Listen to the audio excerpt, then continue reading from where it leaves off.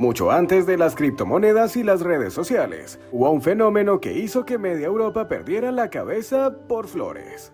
¿Te imaginas pagar una fortuna por algo que aún no has visto y que podría no valer nada mañana? En el siglo XVII, una flor se convirtió en el activo más codiciado del planeta. Quédate hasta el final porque el puesto número 1 revela cómo este evento aparentemente ridículo se transformó en una de las advertencias más poderosas de la historia económica y cultural. 15.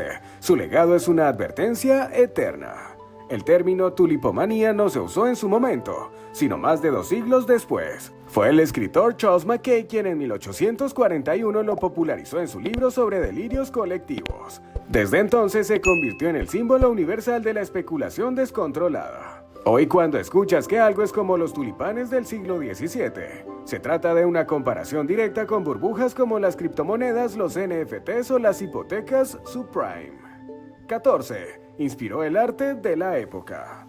La pasión por los tulipanes no solo se vivió en los mercados, también llegó a los pinceles. Pintores como Judith Leister y Jan Breuer el Joven retrataron su belleza con detalle casi obsesivo. Pero también hubo artistas satíricos que ridiculizaron el fenómeno, con grabados mostrando a burros comprando bulbos y perros haciendo tratos. El arte fue espejo de una sociedad enloquecida por una flor. Ya en ese entonces, el humor gráfico servía para poner en duda la cordura de las masas y de los inversionistas. 13. Hay un paralelo lingüístico. Así como hoy usamos palabras como hold, cripto o FOMO, durante la tulipomanía también surgió un nuevo lenguaje para descubrir lo que ocurría. Los bulbos baratos eran llamados lumpen y los caros y raros eran los codiciados bizarren. Estos términos se usaban en conversaciones, contratos e incluso en canciones populares.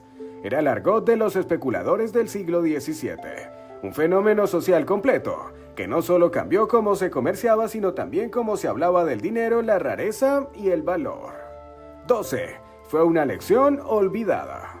A pesar del desenlace, los errores de la tulipomanía se siguen repitiendo cada pocas décadas. El problema no era la flor, igual que no lo son hoy las criptomonedas o las acciones tecnológicas. El verdadero motor de estas burbujas es la psicología humana, la codicia y el miedo a quedarse fuera. Cuando todos corren detrás de algo porque sube, el resultado suele ser una caída brutal.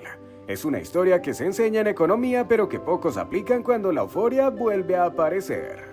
11. No arruinó a la economía holandesa.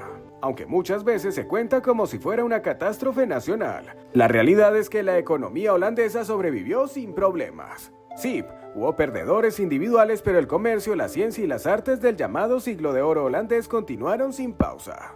A diferencia de las crisis modernas, esta burbuja no estaba vinculada a bancos o instituciones financieras, sino a personas comunes. 10. Creó las primeras celebridades hortícolas.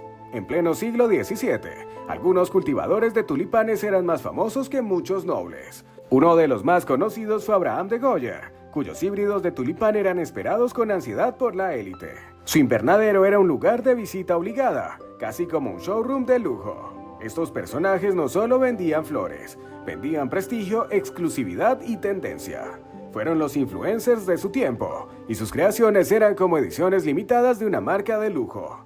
El marketing claramente ya existía. 9. Era un símbolo de estatus. Poseer tulipanes exóticos era como tener hoy un yate o una obra de arte millonaria.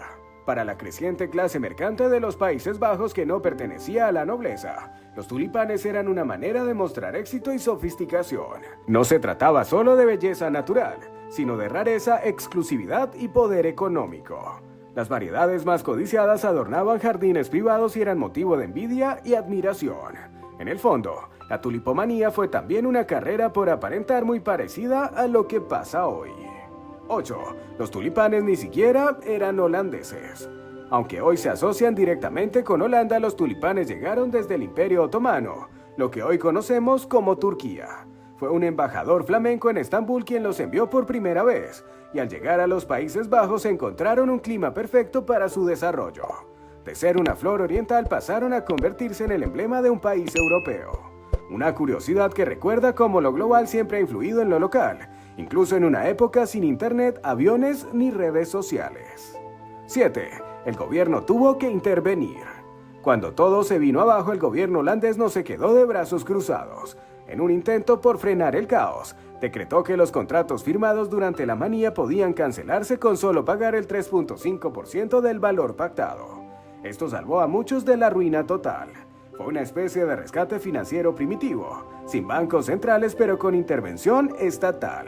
Es uno de los primeros ejemplos documentados en Europa de una medida para contener una crisis económica provocada por el comportamiento colectivo irracional.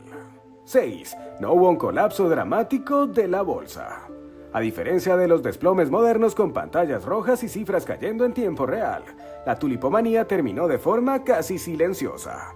En una subasta en Harlem, simplemente nadie quiso pujar. El silencio fue más devastador que un grito. De pronto nadie quería comprar y todos querían vender. En cuestión de días la cadena de pagos colapsó. 5. La fiebre fue increíblemente corta. Aunque suene increíble, la manía especulativa por los tulipanes no duró años, ni siquiera un año completo. El punto más alto conocido como la manía solo abarcó 3 meses, de noviembre de 1636 a febrero de 1637. En ese lapso los precios se dispararon a niveles absurdos y luego colapsaron. Esta rapidez demuestra cómo la psicología colectiva puede inflarse a velocidades impensables. En poco tiempo, una moda se convierte en locura. 4. Se comerciaba con bulbos que no existían. Sí, se hacían tratos por tulipanes que aún estaban bajo tierra. Este fenómeno se conocía como bulbos en el aire. Las personas compraban y vendían contratos por tulipanes que todavía no habían sido cosechados, muchas veces sin haber visto nunca la flor. Era literalmente especular sobre una promesa futura. En esencia eran los primeros contratos de futuros. Lo más impactante, un solo bulbo podía cambiar de manos varias veces en el mismo día. 3. Se pagaba con bienes, no solo con dinero.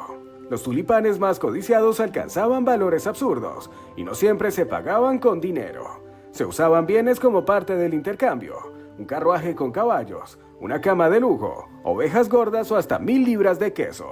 Pero el caso más famoso fue el del bulbo Samper Augustus, que se vendió por 5.000 florines, el precio de una casa en uno de los canales más lujosos de Ámsterdam. 2. El Bitcoin era una flor. La verdadera estrella no era el tulipán en sí, sino su bulbo. Pero no cualquier bulbo, sino aquellos infectados con un virus llamado mosaico del tulipán que generaba patrones únicos de rayas y colores. Estos bulbos eran únicos e impredecibles como los NFTs de hoy. La rareza aumentaba su valor, nadie sabía exactamente cómo saldría la flor, y eso lo volvía aún más codiciado. Era un activo no fungible con el mismo atractivo misterioso de los criptoactivos, pero en versión botánica. 1. No era una burbuja económica moderna. Olvídate de Wall Street, pantallas y traders con traje. En la tulipomanía los negocios se cerraban en tabernas, entre cerveza y humo de tabaco. Granjeros, panaderos, herreros, todos participaban. No había reglas ni instituciones financieras complejas. Era un mercado informal impulsado por rumores, expectativas y codicia colectiva. Las tabernas eran los foros de inversión del siglo XVII. Lo más fascinante es cómo sin tecnología ni sistemas avanzados lograron construir un ecosistema de especulación que se parece peligrosamente al de hoy, solo que con flores. Como ves, lo que parecía solo una historia ridícula sobre flores es en realidad un espejo del comportamiento humano frente al dinero, el deseo y la ilusión de riqueza rápida. ¿Estamos realmente tan lejos de esos comerciantes de tulipanes? ¿O solo cambiamos los objetos de deseo? Déjanos tu comentario en la parte de abajo y no olvides suscribirte y activar la campana de notificaciones para disfrutar de más contenido como este en nuestro canal. Nos vemos en la próxima ocasión.